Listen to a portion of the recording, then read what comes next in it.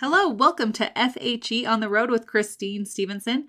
This podcast is designed to connect the people and the places from the past with your lives today, with 5-minute stories and facts from church history. Save these stories for when you are traveling through these areas to bring history to life. Okay, welcome back to FHE on the Road with Christine. Today we're going to talk about Brigham Young's winter home in St. George, Utah. It is a pretty fun home to go tour. The hours are Monday through Friday, 9 to 5, and Sunday, 12 to 5. But make sure you check the church's website for any of those changes, if there are any changes. Okay, anyways, Brigham Young, as locals say, was the first St. George snowbird. He would leave the cold of Salt Lake and go to sunny St. George every winter. This began in 1870 and lasted until his death in 1877. Brigham Young suffered from arthritis, and he found the warmth of St. George to be easier on his body. So that's pretty interesting. Brigham Young is not the original owner of his home, but purchased it and added on to it. The add-on made the home double in size, and the original portion of the home started in 1869 and was completed in 1871. The front addition, what most would call the main part of the house, was completed in 1873. It's made of adobe, plaster, and local rock. The two-story home is indicative of the home building in Utah at the time, when the home had homes had large wraparound porches, thick insulated walls, a vegetable storage room in the basement, and 3 or more bedrooms. So those homes sound very nice. I would love a wraparound porch. That's the part I really like. Okay, so Brigham Young was heavily involved in the settlement of the St. George area. He personally oversaw the building of the St. George Temple, as we spoke about in the St. George Temple Facts. So you could go back and listen to that. Brigham Young was definitely involved in all the details. Brigham Young was eager to get the temple covenants to the people who had settled in Utah. And Salt Lake was years behind in the building of the Salt Lake Temple compared to the St. George Temple. So Brigham Young knew that this was going to be the temple that people would be able to come to and get their endowments out. And so he worked to prepare the people in his home. One of the most important things that happened in the winter home was the temple ordinances being given and taught to members. It must have been a great weight on the prophet Brigham Young to get the temple built and ready for the members after the exodus of Nauvoo. Brigham Young had an office built in the back of his winter home that provided the privacy and the space he needed to meet with church leaders and reinstitute temple ordinances that had not been performed in a temple since the saints left Nauvoo, Illinois. So it would have been really challenging. And yes, so he worked to get them ready and prepared for the opening of the St. George Temple. The Lord was very clear with the saints of the importance of temples and receiving the ordinances of the temple, but it took years for these buildings to be built. With the Nauvoo Temple left behind, the saints had to start all over again, and Brigham Young's health was failing. And St. George made it possible for the prophet to ready the saints to enter the temple again. So it's really cool. I love his home. I love that the Lord provided a way for them, because the Salt Lake Temple took a long time, and now there are a couple temples in with the Nauvoo. They built the Nauvoo, but building up homes and settlements in Utah along with building and starting another temple would have been really challenging.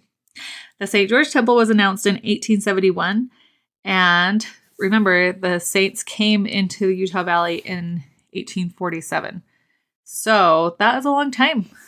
That's like a generation of kids that have not had that opportunity to be sealed and receive their endowments. And so it was announced in 1871 and finished in 1877. During the building of the temple, the saints were also building communities, building tabernacles and courthouses and homes, and also trying to survive, because it was a rough time. So Brigham Young was a visionary man and helped the people with every step of the new place they were living in. So Brigham Young's winter home also had a detached office with a telegraph station, a large office-style master bedroom upstairs, and all the designs to keep communications with other church leaders while he was away in St. George. Communication would have been so hard back then. The home also had an indigenous ventilation system where warm air flows out through the ceiling into the attic and out of the house. Orchards, gardens surround the home on 3 sides. Okay, just to end about Brigham Young's home in St. George, I've spoken with several missionaries and members in the St. George area, and it was a testimony building experience to learn about the prophet Brigham Young. There is so much junk out there on how terrible Brigham Young was and things that he did and the things that he said. And it was really inspiring to me to go to his home in St. George and feel of the spirit that was there. Brigham Young was a man called of God to fulfill a specific purpose at a specific time. Like most people from the past, we were able to find good and bad in each person. And Brigham Young did so much good. He really is a prophet of God, called at that time for specific reasons. When our family visited these pioneer sites, we discovered that there are many people who grew up in St. George doing the tours in the pioneer sites, and many of them from pioneer ancestry with their own personal family stories about Brigham Young that have been passed down from generations. And it was powerful to hear how much he influenced the people of the St. George area, enough that they're speaking about these family stories from generation to generation. These personal stories of Brigham Young helped the little town of St. George grow strong people, strong generations.